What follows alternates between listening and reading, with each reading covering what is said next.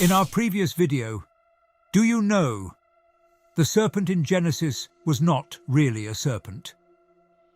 We explored one biblical mystery, and now we're diving into another question our viewers have been asking. Was the fruit of the tree of knowledge really an apple? Well, here it is.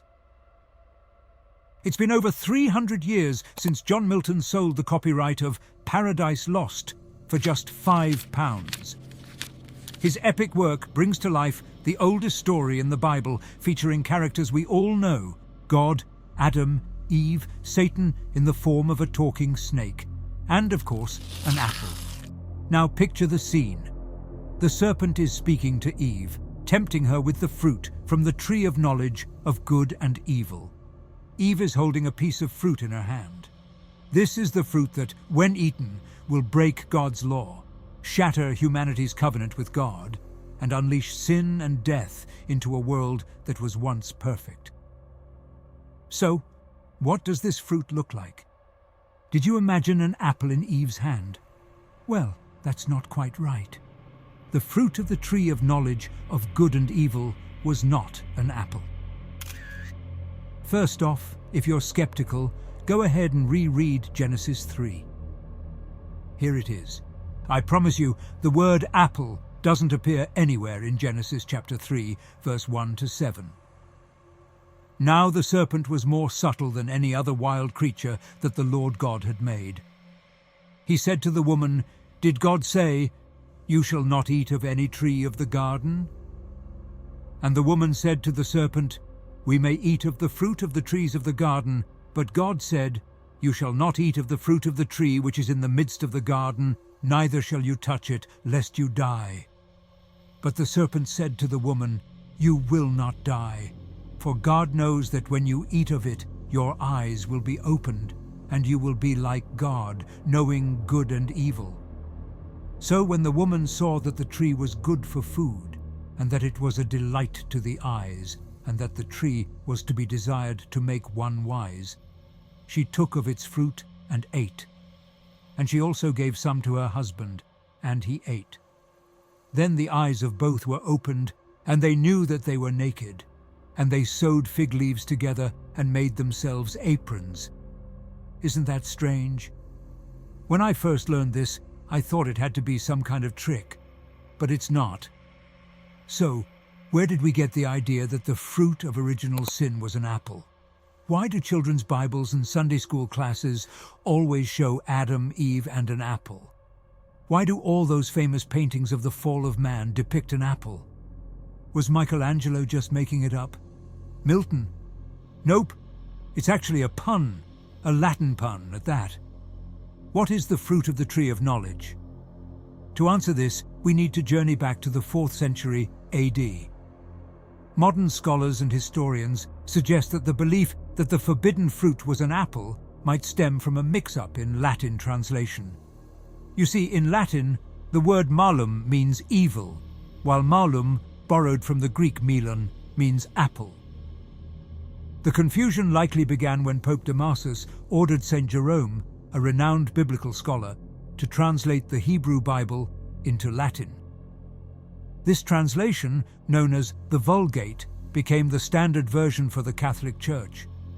According to Robert Appelbaum, a professor emeritus of English literature at Uppsala University, the Latin word malum could mean apple, but it also served as a generic term for any fruit with seeds surrounded by flesh.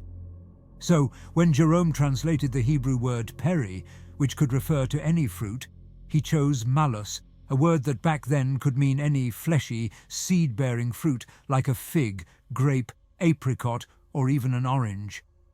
So, if the fruit of the tree of knowledge wasn't an apple, what was it? Take another look at the passage from Genesis 3. While the word apple doesn't appear, there is a specific fruit mentioned. What fruit, you ask? And they knew that they were naked, and they sewed fig leaves together and made themselves aprons. Fig. It's far more likely that the fruit of the tree of knowledge was a fig. This also sheds light on why Jesus later curses a fig tree. The Hebrew word peri could refer to almost any fruit. According to Professor Robert Applebaum, rabbinic commentators have identified it variously as a fig, pomegranate, grape, apricot, citron, or even wheat. Some even thought of the forbidden fruit as a kind of intoxicating wine. And here's the kicker. Michelangelo got it right. Take a closer look at the leaves in Michelangelo's depiction of the fall in the Sistine Chapel. Those are fig leaves. Before learning this, didn't you, like me, just assume it was an apple tree? The idea of the apple as the forbidden fruit in Western culture took root in medieval Europe and became a recurring theme in art by the 12th century. Renaissance artists like Albrecht Dürer and Lucas Cranach popularized this depiction, showing Adam and Eve beside apple trees. However, other artists of the time chose different fruits. For example, the Ghent altarpiece featured a citron, Ferrari's Eve Tempted by the Serpent used an apricot, and Rubens' The Fall of Man depicted a pomegranate. Michelangelo even portrayed a fig tree in the Sistine Chapel. The apple's association with the forbidden fruit was solidified by John Milton's Paradise Lost, 1667. Milton's vivid description of Eve biting into a juicy, sweet apple imprinted the fruit as the symbol of temptation in Christian imagery. The apple's red color linked to blood, round shape symbolizing fertility, and sweetness, desire, further strengthened its place as a symbol of sin. Interestingly, in Islamic tradition, the forbidden fruit is often represented as a fig or an olive.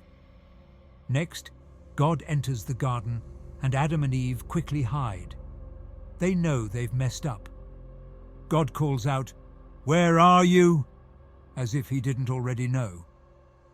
Slowly, they emerge from their hiding place, and God asks, "Who told you that you were naked? Have you eaten from the tree that I commanded you not to eat from?" Game over. Adam and Eve confess their sin, sort of. Adam deflects blame, pointing at Eve, God, and the serpent, but not at himself. Eve, on the other hand, is far more remorseful. So, what just happened here? This is the first confession in human history. We've now witnessed the first sin and the first confession, so what comes next? The first penance in human history. Now, let me ask you something. As a boy, I took fig trees and summer fig picking for granted. But have you ever felt a fig leaf or touched fig sap? It's probably the itchiest substance known to mankind. Now, imagine making clothes out of fig leaves and covering your most sensitive areas with these incredibly itchy leaves. Bad idea. Those fig leaf clothes were the first penance. I'd even go so far as to say they were the first hair shirts. So, what do you think about the idea that the fruit of the tree of knowledge might not have been an apple after all? Share your thoughts in the comments, and thanks for watching. We'll see you in the next video.